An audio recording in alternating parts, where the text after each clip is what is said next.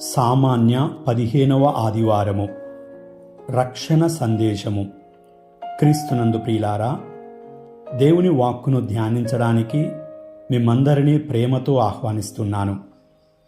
ఈరోజు మనం దేవుని వాక్కు సాంకేతిక యుగం అనే అంశం మీద దేవుని వాక్కును ధ్యానం చేసుకుందాము.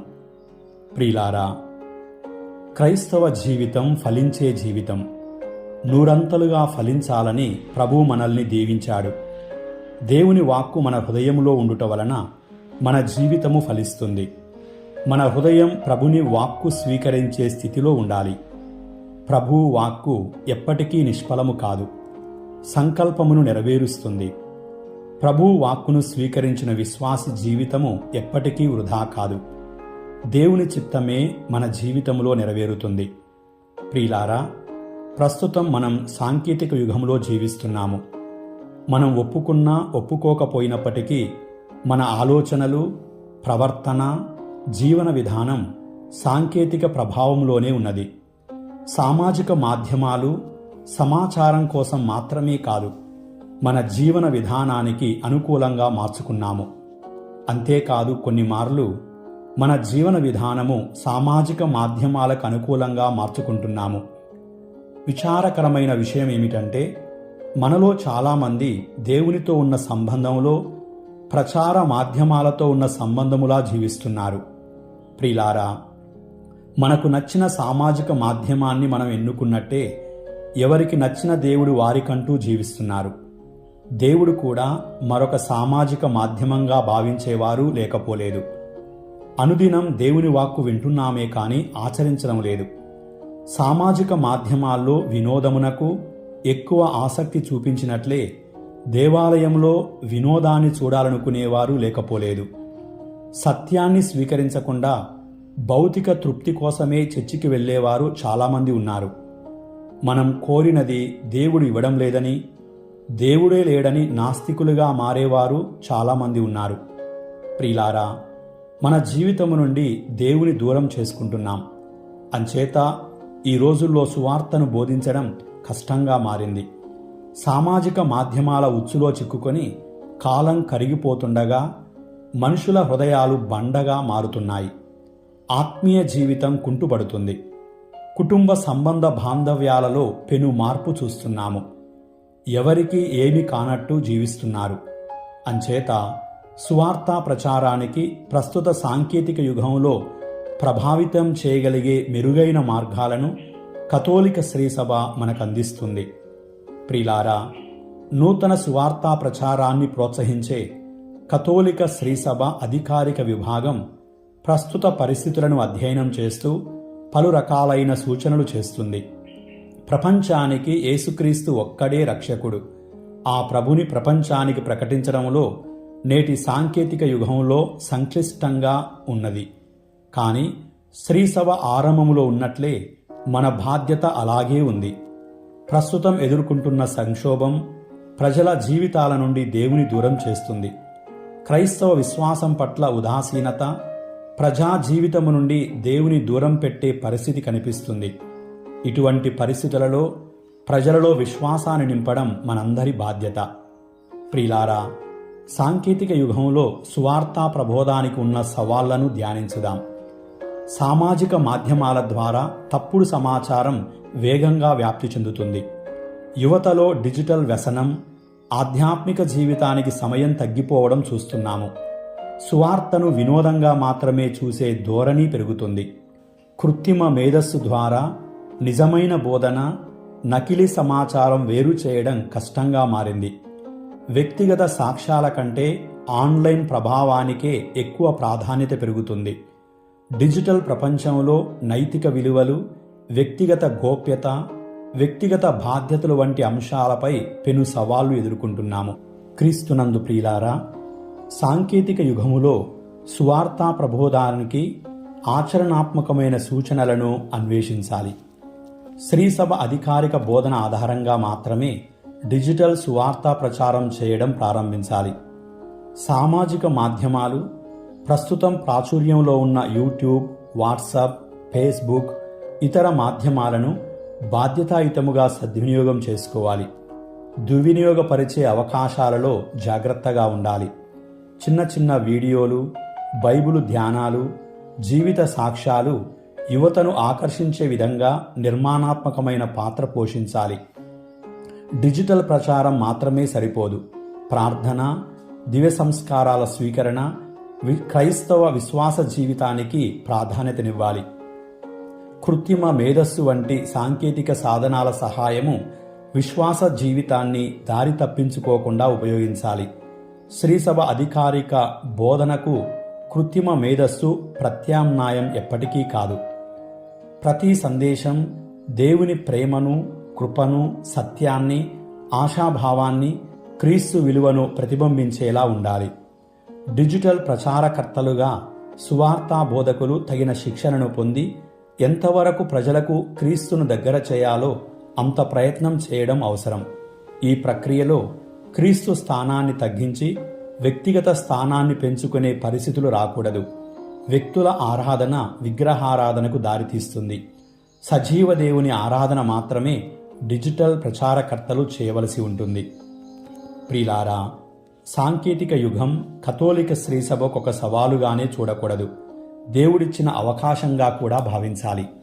ఆధ్యాత్మిక వివేచనతో శ్రీసభ బోధనకు విశ్వాసపాత్రులుగా ఆధునిక సాంకేతిక సాధనాలను ఉపయోగించుకొని ప్రపంచమంతటికీ క్రీస్తు సువార్తను సమర్థవంతంగా ప్రకటించడం ప్రతి విశ్వాసీ బాధ్యత. నూరంతలుగా ఫలించడం అసాధ్యముగా భావించకూడదు. సకల సృష్టికి సువార్తను ప్రకటించండి అని ప్రభువిచ్చిన ఆదేశమును ప్రస్తుత డిజిటల్ ప్రపంచంలోనూ సువార్తను యథావిధంగా బోధించడం మన బాధ్యత. మాధ్యమాలు మారుచున్నాయి, కానీ సువార్త మారదు. ఒకే దేవుడు, ఒకే విశ్వాసం, ఒకే జ్ఞానస్నానం, ఒకే రక్షణ అనుదిన జీవితం ద్వారా ప్రకటించడం, సామాజిక మాధ్యమాలను ఉపయోగించుకొని సమర్థవంతంగా క్రీస్తు సందేశాన్ని బోధించడం ప్రతి విశ్వాసీ బాధ్యతగా స్వీకరించాలి. క్రీస్తునందు ప్రియులారా, నేడు విత్తువాని ఉపమానము ద్వారా దేవుని వాక్కు మనలో ఎలా ఫలిస్తుందో ధ్యానించే అవకాశాన్ని ప్రభువిచ్చారు. విత్తువాడు దేవుడే, విత్తనం దేవుని వాక్కు.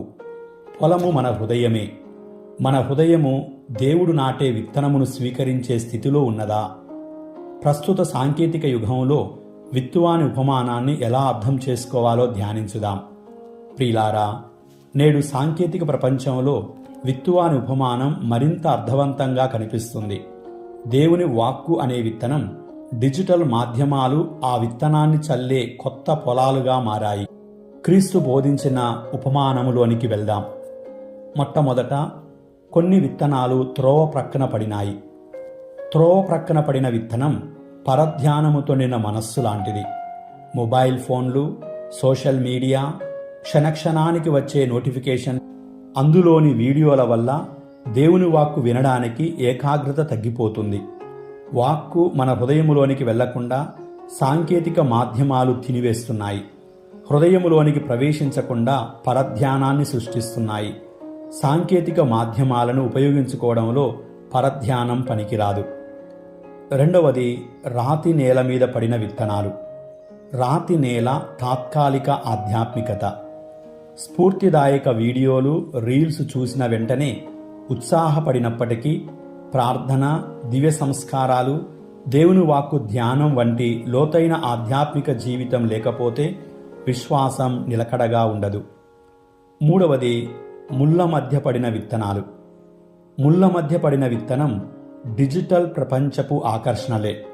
సంపద, పేరు ప్రతిష్టలు, లైకులు, ఫాలోవర్లు, వినోదం, నిరంతర ఆన్లైన్ జీవితం దేవునికివ్వాల్సిన సమయాన్ని ఆక్రమిస్తున్నాయి. ఆధ్యాత్మిక ఫలాలను అణిచివేస్తున్నాయి. నాలుగవది, సారవంతమైన నేలపై పడిన విత్తనాలు. మంచి నేల, సారవంతమైన జీవితం, ఆధ్యాత్మిక వివేచనతో సాంకేతికతను ఉపయోగించే హృదయం. ప్రియులారా, దేవుని వాక్కు విని ధ్యానించి జీవితంలో ఆచరించే వ్యక్తి సాంకేతికతను కూడా స్వార్థ ప్రచారంగా, ప్రార్థనకు అవకాశంగా, బైబిలు అధ్యయనానికి ఉపయుక్తంగా, విశ్వాస సాక్ష్యం కోసం ఉపయోగించుకుంటారు. అప్పుడు వారి జీవితం 30 దంతలుగా, 60 దంతలుగా, 100 దంతలుగా ఫలిస్తుంది. క్రీస్తునందు ప్రియులారా, ప్రభువు మనకు నేర్పించే ఆధ్యాత్మిక పాఠాలను ప్రస్తుత డిజిటల్ ప్రపంచంలో ఇంకా ఎక్కువ శ్రద్ధతో, ఆధ్యాత్మిక క్రమశిక్షణతో నేర్చుకోవలసి ఉంటుంది. డిజిటల్ వివేచన ఎంతో అవసరం. ఏది చూడాలి, ఏది వినాలి, ఏది పంచుకోవాలో జాగ్రత్తగా ఉండాలి. డిజిటల్ క్రమశిక్షణ పాటించాలి.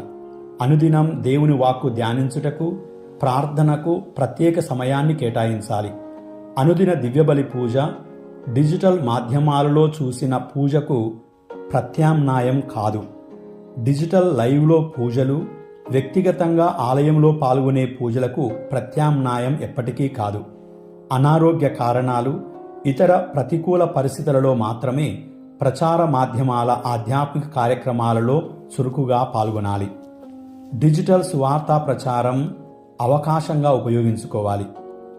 Social media, YouTube, WhatsApp, Facebook వంటి వేదికల ద్వారా దేవుని ప్రేమను, ఆయన కృపను, దైవరాజ్య విలువలను, సత్యాన్ని, క్రీస్తు సందేశాన్ని ప్రకటించడానికే దేవుడిచ్చిన అవకాశాలుగా సద్వినియోగపరుచుకుందాం. క్రీస్తునందు ప్రియులారా, విత్తనం దేవుని వాక్కు, మన హృదయం నేల. సాంకేతికత ఆ విత్తనం వేగంగా వ్యాప్తి చేసే సాధనంగా భావించుదాం. సాంకేతికత స్వతహాగా మంచి చెడు అని అనుకోరాదు. దానిని ఎలా ఉపయోగిస్తామో దానిపైనే ఆధారపడి ఉంటుంది. మంచి నేల లాంటి హృదయంతో సాంకేతికతను దేవుని మహిమ కోసం ఉపయోగించినప్పుడు సువార్త ప్రపంచమంతటా సమృద్ధిగా ఫలిస్తుంది. క్రీస్తునందు ప్రియులారా, ఈ సాంకేతిక యుగంలో మన కర్తవ్యమేమిటి? దేవుని వాక్కు వినడానికి, ప్రార్థనలో ఎదగడానికి, సువార్తను ప్రకటించడానికి సాంకేతిక పరిజ్ఞానాన్ని ఉపయోగించుకుందాం. వ్యర్థ సమాచారాన్ని తగ్గించుదాం. మన హృదయంలోని ముండ్లు పెరగకుండా జాగ్రత్త పడదాం. అనవసర వీడియోలు, చెప్పుడు మాటలు, హానికరమైన విషయాల నుండి దూరంగా ఉందాం. అనుదినం దైవవాక్కు ధ్యానించడానికి సమయాన్ని కేటాయించుదాం. స్క్రీన్ సమయం కంటే దేవుని సమక్షంలో గడిపే సమయమే విలువైనది. డిజిటల్ సాక్షులుగా మన అభిప్రాయాలను పరులతో పంచుకుందాం. సామాజిక మాధ్యమాల ద్వారా క్రీస్తు సందేశాన్ని ప్రకటించే విశ్వాసులుగా మారదాం. ప్రార్థించుదాం. మహోన్నతుడవైన ఓ మా పరలోక తండ్రి, జీవమిచ్చే వాక్కు మాకు అనుగ్రహించినందులకు శతకోటి వందనాలు. మా హృదయ భూమిని నీ కృపతో సారవంతం చేయండి. నీ వాక్కు విశ్వాసముతో వినుటకు, ఆసక్తితో ధ్యానించుటకు, విశ్వాసముతో ఆచరించుటకు మీ కృపను అనుగ్రహించండి. మా జీవితంలో నీ వాగ్దానము నెరవేరునట్లు నడిపించండి. నీ వాక్కు ద్వారా మాలో అవసరమైన మార్పును చేయండి. ఓ ప్రభువా, జీవమిచ్చే మీ వాక్కు మా హృదయంలో సమృద్ధిగా ఫలించిన వాక్కు ద్వారా మీకు సాక్షిగా జీవించేలా చేయండి. కృపగల దేవా, ఈ లోకములో శ్రమల మధ్య కూడా నీ వాగ్దానములపై నిలకడైన విశ్వాసాన్ని మాకు అనుగ్రహించండి. రాబోయే మహిమను మా కళ్ళ ముందు ధ్యానించుకుంటూ నీ ప్రేమను పొందుటకు నిరీక్షించేలా చేయండి. పరిశుద్ధాత్మ శక్తితో మమ్ము బలపరచండి. ప్రతి కష్టాన్ని సహనముతో ఎదుర్కొనే ధైర్యాన్నివ్వండి. కృంగిపోతున్న వారికి ఆత్మస్థైర్యాన్ని దయచేయండి. ఓ యేసు ప్రభువా, మా హృదయాలను సారవంతమైన నేలగా సిద్ధపరచండి. నీ వాక్కు వినుటకు, ఆచరించుటకు అనుకూలంగా మార్చండి. లోక చింతలు, వ్యర్థ వ్యాపకాలు, సాంకేతిక వ్యామోహాలు ఆత్మీయ జీవితాన్ని అణిచివేయకుండా కాపాడండి. మేము ప్రతిరోజు ఉపయోగించే మొబైల్, ఇంటర్నెట్, సాంకేతిక సాధనాలు నీ మహిమ కోసం ఉపయోగించే జ్ఞానాన్ని దయచేయండి. మా జీవితాలు నీ వాక్కు ఫలాలతో నిండి అనేక మందికి ఆశీర్వాదంగా మారునట్లు దీవించండి. ఈ సాంకేతిక యుగంలో మీకు మేము సాక్షులుగా ఉండునట్లు మమ్మల్ని నిలబెట్టండి. ఆమేన్. యేసుక్రీస్తు ప్రభువు కృప, దేవుని ప్రేమ, పరిశుద్ధాత్మ సహవాసము మనందరికీ లభించునుగాక. ఆమేన్.